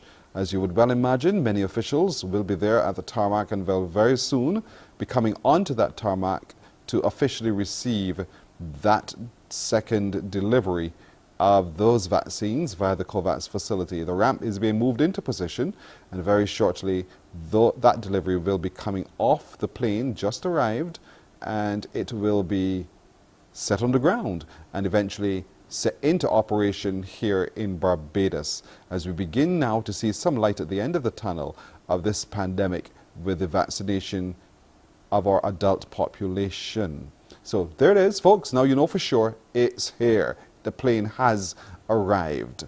All right, that's great news. 29 to the hour now. Let's turn our attention to a brand new show on CBC TV8, Bajan TV. Intelligent, daring, genuine, and real. I call it Edgar. He calls it what? DJ Ras is the man behind it. DJ Ras, while at work, good morning to you, sir. Good morning, good morning, good morning. Good to be here so early. Lovely. Good to see you so early too on Switch today on 90.1 The One, all part of the new Boss campaign indeed, and he is holding on the morning show this morning, so yep, we switch it up. You turn on, you just don't know who's when and where, and Ras is on this morning. So there's this brand new show on TV8 on a Thursday, and tell me what it's about. Thursday nights, it's a late night TV show, so every Thursday night, 10 p.m. And it's about Barbados, it's about the region, it's about the world, it's about culture, it's about music, it's about food, and it's about entertainment news and all types of news really. And it's sharing from a Bajan point of view. So if something happens in Barbados, it could fall in our hot topics, or it could fall under our in deceit discussions. So we are just trying to be current, we're trying to be relevant, and we're trying to speak it as real as possible, but from an educated point of view. So you can look out for weekly guests in the seat as we discuss different issues. And you can look out for performances every week as well. We have a live DJ on set. So it's really a full package of entertainment you get within our program. Television live Barbados for quite some time. So you're a part of that change that we're implementing here at the TV at Bajan TV. How excited are you about this project, Ras? I am very excited. I mean, CBC TV8 is really going to the next level. It's been a standard. It's been reliable. Well, no, it's becoming even more edgy, even more creative, even more innovative. And as it develops, I'm glad to be a part of something else that is new as well. Now, late night also means almost no holds barred. Is that what we can expect with IDGAR? We're going to be pushing the envelope a little. Normally you would just be very specific and very straightforward with how you report on a story that happens, but we are going to dive deeper into it and more in depth. And then, of course, it's an interactive show. So we're going to be taking our responses from our social media as they come in and giving the persons viewing a chance to air their opinion as well and join in on the discussion. But we'll definitely be going right to that line and then stopping right there. Right there, right there. You're not going to tip over the line, just to the edge of the line. And so it stimulates Correct. a different sense indeed in the night. And it's at 10 o'clock. So therefore, you know, have the little ones to bed and let the adults have a Correct. moment Make just sure. in time. You're not hosting it on your own. You have a co-host. Tell me a little bit about that. All right, yes, Shanna Hines, she is my host. She is, of course, a qualified in marketing, and she's also a songwriter. She writes songs for a lot of Bayesian artists and even overseas artists as well. She used to do a YouTube series as well, so she's not strange to hosting or getting her point of view across. So I think it was destined that we would come and work together on this project to bring a younger scope on things current in Barbados and across the world. You've done a couple of tests. You've done some pilots, and you've had a chance to review. So now we are ready, DJ Ras, for this program, IDGAR, Intelligent, Daring, Genuine, and Real. And so we want to encourage everyone to join you on Thursday evening at 10 o'clock. Starting this Thursday? Yeah. We actually had our first episode last week. This week is going to be second one, and the first one last week we had a really great review and a lot of viewers last week. We had Dr. Sunita Alexander. She was on the show as our guest. She spoke about COVID and dealing with COVID and also being a promoter and doing different stuff.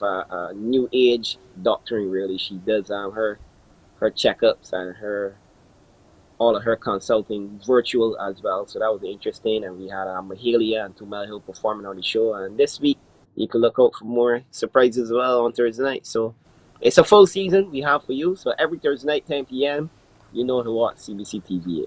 So wait for the surprise. You don't want to give us a teaser right now as to who will be on this week. Well, we do have a song that's been trending in Barbados, and it's #1 in Trinidad. And he is coming on the show to perform. I believe the public knows him as Father Phyllis. And I know, Pearson, you've heard the song Brawling. Yeah, he's coming to perform live on the show, and he's going to explain to us all about brawling and where he got it from and stuff like that. And we have a special guest in the seat as well, so we are going to reveal that probably later today. All right, so wait and find out. You're across the social media platforms now for those who are interested and who can engage with you. So tell us where we can actually begin to comment and feedback with you. This is the IDGAR show across all platforms. That's Twitter, Facebook, Instagram, even the YouTube channel. To like and subscribe on the YouTube channel. IDGAR show. Plain and simple. Anyone can spell it, even a child, but no children. Plain and simple, anyone can spell it. I don't want to take you away from you. You have to entertain the folks right there on 98.1, The One, all part of the Boss campaign. Today's Switch. Thank you so much, DJ Ras, for coming to join us here on Morning Barbados. And remember, folks, it's this Thursday, 10 o'clock. Brawling will be performed live on the show, and there's some other mystery guests. You really got to tune in to find out what's happening on Thursday. Thanks again, Ras, for joining. Okay, thanks for having me. You're welcome. He gets back to work now on 98.1 The One. All right, we're going to take a break right here. When we come back, Agent Sharita will join us. Morning, morning, morning. Good morning. Good morning to you.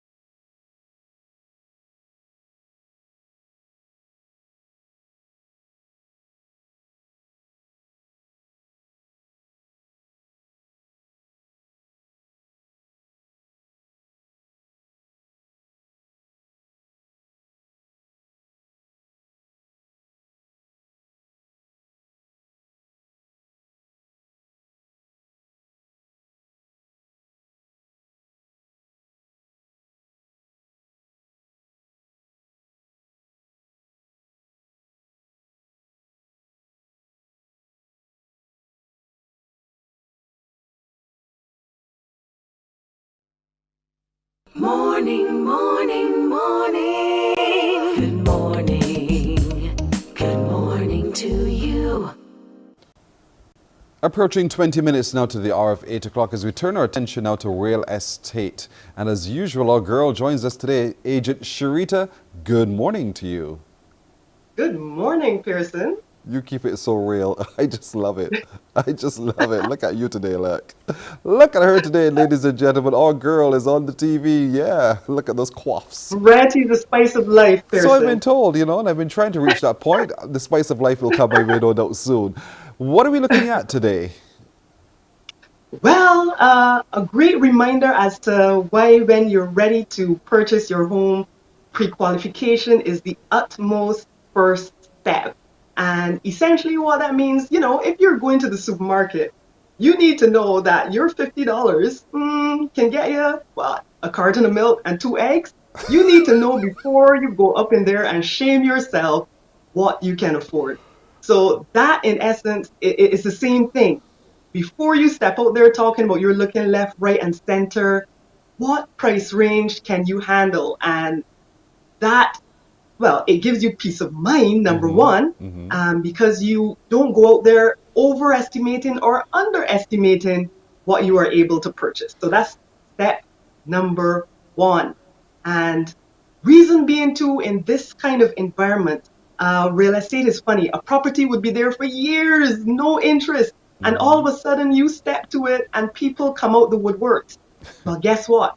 The seller tends to be more attracted to your offer when he hears that you are pre-qualified for that amount. So you want to know what pre-qualified means, Pearson? Yes, I do. Okay, so in essence, you go down to your financial institution or credit union. Most of the financial institutions are pretty much trying to offer this service. It doesn't take long, just about 15, 20 minutes. Not much documentation. You might want to walk with a job letter. But what they're going to do is find out an idea of what your current expenses are. So let's say you tell them I make $3,000 a month. Okay, good. They note that down. And they might ask you, do you have any car payments? Do you have any credit card debt? And they ask some questions to get a sense of what you are putting out every month. And armed with those figures, they might then tell you, well, based on what I see here, you qualify to borrow $325,000. Now, this is the important part to note, though, Pearson. Pre-qualification does not mean that you are approved. That's true. All it means is that I am giving you a sense of what you can go out there and buy. So you have to remember that if you held back any information, like Pearson, I know, for example, you look like the type that might go and put down some money on a motorcycle or extra ties and got it all on credit, and you did not tell the officer. So you know what's going to happen? When you're ready to pursue that house now, and they go and dig deeper, they realize Pearson has a $12,000 loan on a Ducati motorcycle, and this is going to impact the amount that we can really give him. So remember, pre-qualification is not approval. You still have to go through that step when you do decide to go after the property. So pre-qualification just gives you a sense of how much money you have that you can play with. It doesn't necessarily mean that having done the final checks that you will necessarily qualify for the disbursement of those kinds of funds. But it gives you a pretty much a range as to what you can now bargain with when you go house hunting, how to buy that particular property. But you can run into all sorts of problems once you purchase the property. And so in pre-qualification, do you think it's critical that I build in that potential possibility? Yes, of course. Well, here's what pre-qualification does too. It helps you realize, oh shoot, well, if I only qualify for $200,000 now, you know what? Let me not buy just yet. Let me take a year to shave down this car note, you know, so that I can come back and perhaps be eligible for more. Also, what it's telling you is that, if I qualify for this much, and then every year I have to look for insurance, and I have to buy furniture at the onset, you know what? I'm not going to max out at this $350,000 that they tell me that I could possibly get. Let me play it safe and go after a property that's only $300,000 so that afterwards I am not eating corned beef off the floor. So it helps you plan ahead and not just only think about the house right now. You're right. But a lot of people are hesitant, I think, to go forward for pre-qualification, at least to get a sense of what it is, because they assume that they're going to be asked all of these intrusive questions and then to hear at the end of it all, no. But that's not what we're talking about here. It's a very safe process that allows you to know. And in knowing, then you are forearmed, so to speak, as to how you can engage with the potential seller of a particular property. But it's important, as you've just said, to be honest. Don't hide the fact that I do have a credit note on my motorcycle. Don't hide the fact that I have something else I'm working on. Tell the truth, so you get a very clear picture as what your ability to do business really is. Yes, and you see, we always think that it's a matter of knowing that figure that that we're within. But suppose you find out a figure much higher than you were expecting. Yeah. So there's that side of it too. You might be going out looking for small stuff or small plots of land, not realizing that you actually can qualify for much more. So that's why it's good to know this upfront. Now, keep in mind that even though you go to your financial institution and find out this magical figure, you don't have to be loyal. They're not loyal to you.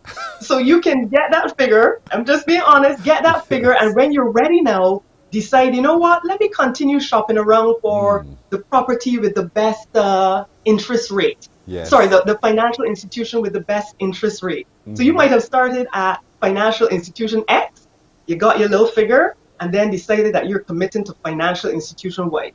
True. Don't feel guilty. It's about your interest first, right? Now, be reminded too that not every financial institution offers this service, and that's why we realtors are trying to get everyone on board.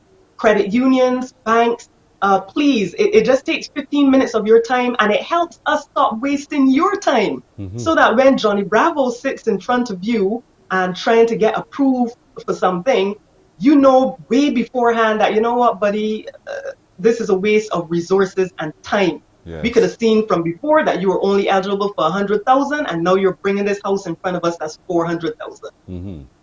So it really saves time. It really, for both sides, it saves time. And so it's critical when you're engaging with us, but of course it can only make a difference when you talk to your real estate agent. And you need to check in early o'clock so that you can help, the estate agent can help you through the process. That's so important. Yes. I'm going to be honest with you, and some clients find this a little rough when they call and they want to see property. The first thing I usually ask is, are you a prospective cash purchaser, or are you pre-qualified as yet? And it's not meant to be intrusive or be condescending in any way, but it makes no sense, Sally, going out to see this house that is 600,000 and you're only pre-qualified for 165,000. It doesn't make sense. And also too, when we bring clients to vendors' property, the vendors want to feel like, Sharita, please tell me you're not teasing me with another Lucky Lou coming to check out my curtains. So you have to be able to say to them, look, this person actually has the cash, or they're actually pre-qualified for a bit more. So hopefully if they like it, we are smooth sailing ahead. I like that. Sally? Lucy Lou? No, you understand. Thank you so much, Sharita. As always, you can call Sharita on 233-8888, 233-8888, and let her guide you through the process as well. Agent Sharita, as always, great advice. Thank you so much for joining us. You're welcome. You're welcome too. Alrighty then, folks, look at the time. It's 11 to the hour. Thornwood. Don't want to cheat him of his time. He's up next. Morning, morning, morning. Good morning. Good morning to you.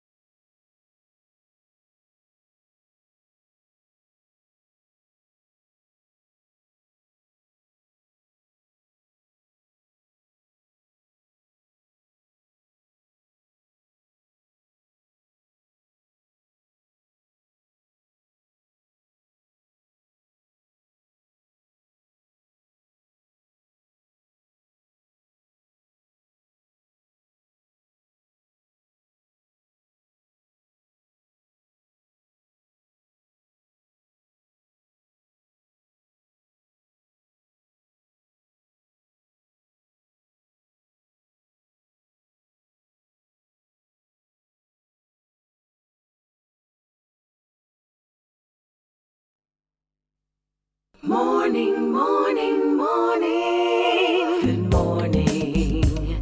Good morning to you. It is 10 minutes to go to the hour of 8 o'clock. It is also 10 minutes with our guy, Mr. Fitness Instructor himself, CaliFit246. Good morning to you, Thornwood. Good morning to you, Pearson. Good morning, everybody. Hope everybody's doing great. I'm feeling energized today and to give you guys a continuation from where we left off last week. Indeed. So, where did we leave off last week, Thorn? If you let me test your memory. Or let me test yours. So last week we were speaking about injury, and the risk of injury going back into the gym, and really taking your time and trying to be a little more progressive with your workout, especially coming off of the back of being, inactive. Or let's say for those who have been active, not training at the same intensity that you would have been when you're in the gym and you're squatting all this weight, pressing and stuff like that. What I would like to address, particularly today, would be ego when it comes to the gym, and that's a huge thing. You go in the gym, your gym bros or your gym gals. This person is squatting this weight, so you want to be squatting this weight as well. This person bench pressing, this person jumping this far, and it's I dare say it's intoxicating because everybody feeds off of that energy. So you want to go, you want to go, you want to go, you want to go, but you may not be in the same place as that person, and vice versa, right? Right. So in other words, put on some ego blinkers when you walk into the gym. Don't look left or right. Don't do it. Just focus on what's ahead of you. I definitely say ego has its place. With the negative, there's the positive, especially when it comes to those type of things. But in terms of like competition, you're trying to compete against somebody. But like I said, you have to know where your body's at.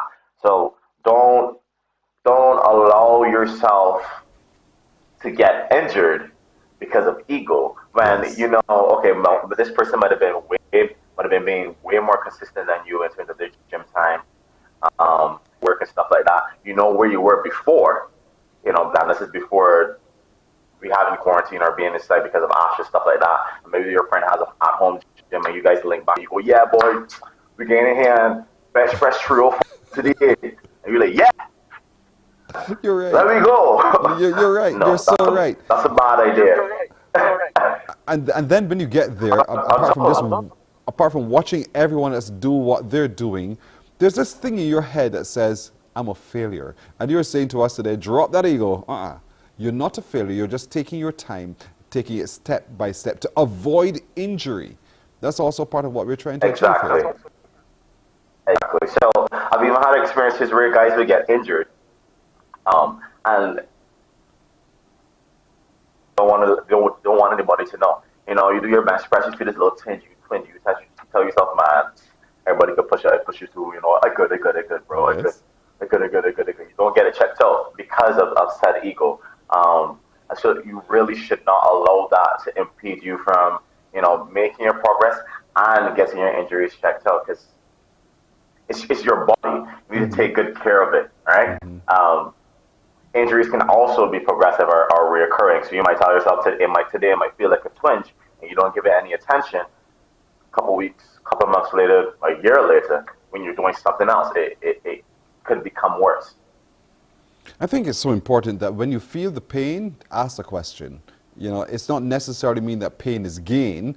It might very well mean that pain needs attention, right?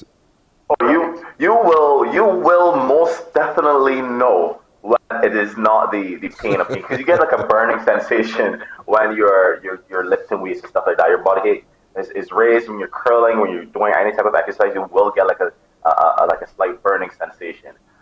That injury, your pain receptors are going to be like, hello.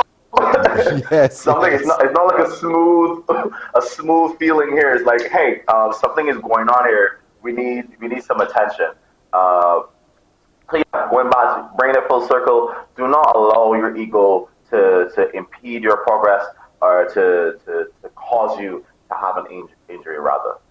See, you know, that's easier said than done, though. I mean, at the end of the day, we walk with our egos. We can't leave it by the door and say, I'll pick you up when I'm done here. It is what it is, and all of our senses will play into affecting how our ego responds. And so what do you say? What's your best advice when I walk into the gym and I see people like you over there doing what you're doing and others over there, you know, what do I do? How do I manage that? And that goes back to what Sean said last week, speak to a professional. You know, speak to a professional. If you see me in the gym doing handstand push-ups, I didn't start doing that day one, right?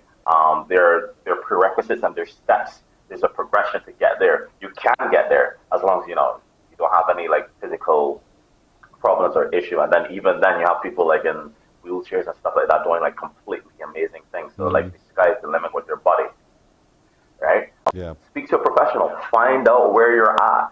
Don't allow your ego to get in the way. Like I said before, it has its place when it comes to like competition and kind of fueling you. Because I got times when, you know, when we in the squat around, everybody going, and I'm like, yeah, I'm not cutting out today because he ain't cutting out, right? But I'm prepared for that, and I know my body's prepared for that, right? So you got to know where you're at. Know where you're at. And for heaven's sake, just tell everybody that's around, you know, when you see Pearson walking to the gym, don't tease him. Don't do that. Don't leave him alone. He's not as able as you. Like I said, people have been asking me and going around saying, yo, when you going to get Pearson to work? I said, take your time. Take your time. We easing him into it. Into it. When there one day we can got Pearson to push up some squats on Mornin Barbados shortly. I can bring a bench, a pull-up bar and everything. Listen, I mean, the team, the production team have been saying, you know, we got to get Thornwood in the studio, we got to get Thornwood to come in. And they're hoping that by doing so, it forces me to take the action. And all I'm saying to them is, you know, when that happens, I don't have the time to go change. I literally don't have the time. But I would love to have Thorn here eventually one day. What's that, Sam? All right, so I'd love very much to have you in here one day, Thorn, though, so we can physically interact face to face and, you know, to be able to, and maybe then I'll be able to do it with you. I'll be able to do it. Now, you hear this? Did you hear that? Our directors this morning saying, you know, Pearson, I will give you ample time. I'll make sure that we have ample cover for me to run to the changing room and do a switch over. But, you know, I don't know. Maybe it's will more than matter. I think Barbados would like a surprise. I don't think that you should know. I think I should just put it nowhere. Boy, Pearson, boy, watch yourself, boy. It might just happen. It might be next week. Correct. And I shall not allow them to cause my ego to cause injury. Exactly. We'll take our time. We'll go through it. We'll work on your technique and everything. Make sure that you've made the appropriate steps so that when you're doing these things, you know, you can show up. You can do these push-ups on class. Yes. For mans, you know, flips. That kind of thing. I know the people want to see this. You see how y'all like to make fun of me? But you know, you're so right, Califit 246. Of course, you know, if we need any further guidance on anything of our regime as well, we can always send you. We can find you on Instagram at Cali4246. Drop an email. Califit246, yeah. We can drop an email, right? Yep, at califit246@gmail.com. And if you guys need to reach me via WhatsApp, you can reach me at 245-3712 for fitness needs. We do calisthenics, personal training, acro for kids, for adults. Like, our spectrum is, and our services are expanding like every year because there's so much knowledge to share. So much knowledge to share, and he's so good at it as well. Mr. Thornwood, thanks for joining us this morning. You know, you, as usual, challenging me to do a number of things a lot differently. I'm getting there, slowly but surely. I'm getting there. I'll get there before you know it. But hopefully very soon we'll get you inside the studio, okay? Great. Great day. Good man. Likewise. Thornwood joining us this morning. Don't forget, folks, don't let your ego get ahead of you. When you head to the gym, it can potentially cause you injury. But don't forget, this evening at 7 o'clock, that 7th Kamal Brathwaite lecture given by Sonia Williams. It's going to be good. Find it online at Facebook, UE TV. That's it for today. Thank you for joining us. We'll see you tomorrow.